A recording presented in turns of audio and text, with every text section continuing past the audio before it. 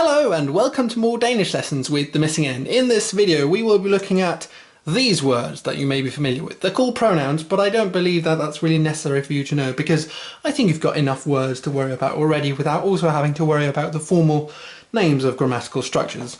So these words happen to be not too different in Danish and English, so I think the best thing to do is simply to start off by telling you what each of them are. The first one you've seen already in previous videos, it's jeg. It means I. Let's keep going. You is du. Then we've got he and she, which is hen and hun. Hen, hun. Then I've split this into two because here we have the singular parts and here we have the plural parts. So going over here, we've got we, in Danish that is vi. You see the similarities here. You. Now this is a singular you, this is a plural you. Hopefully you can work out what I'm doing here. I. And finally they is de. Now all of these they rhyme essentially. They all end in the same vowel, even though this technically ends in an E. It's pronounced the same way. Vi, I, di. Don't be fooled by this E. Anything else to point out here? No, I think everything else is fairly straightforward. Jeg, du, han, hun, vi, I, de. Now, this is not enough because if you look at, say, an English sentence like this one,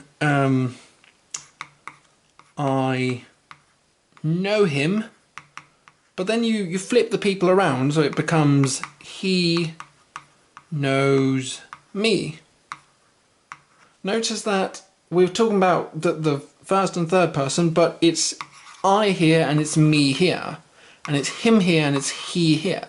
That's because it's one thing when it's the subject, when it's the person who's actually doing something in the sentence, when it's the beginning here, and it's something else when it's what's called the object of the sentence. Again, these words aren't that necessary, but I like to use these symbols to represent what they mean. So I just went over these crosses here, what you need when you're doing the subject in Danish. Let's now look at what the objects are. And I'm going to give you the English equivalents, although sometimes the English equivalents are a little bit ambiguous. But we've got me. Try and see if you can second guess me as I'm writing them. See if you can come up with what these should be in English. Me. Got you and yo. You've got him and her. You've got us. You've got you again, and you've got them. Now, let's kick this off. Me in Danish would be mig. This is pronounced just like jeg, but with a different sound at the front, an M instead of a J. So jeg becomes mig. You here, again, this is not the typical you, it's the object in the sentence, so this is dig. Ham. Hende.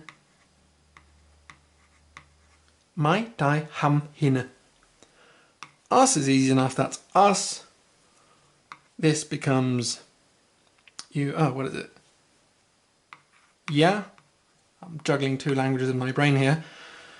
And finally, dem. That one's easy. Mig, dig, ham, hende, os, jer, dem. Os, jer, dem. So, with all of these, you can now, there aren't any tricky pronunciations here. Maybe just pointing out that the D here is silent. And this is, it's not hinne, it's hinne, as if it were an I, but just try and pronounce it the best you can. With all of these, you can now start making even more complicated sentences. So let's have some examples. Vi kender ham, which means we know him. Let's have another one.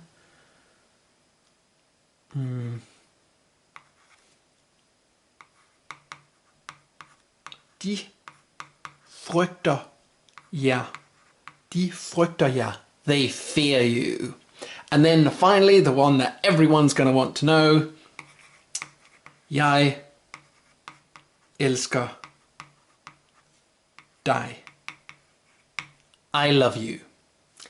Vi kender ham. We know him. De frygter jer. They fear you. Jeg elsker dig. I love you. Now you can make even more sentences with that basic structure you have simply by replacing some of the nouns with these pronouns that you've just seen. This is all for this time. Thank you for watching. I hope you learnt something. This is the missing end saying hi hi.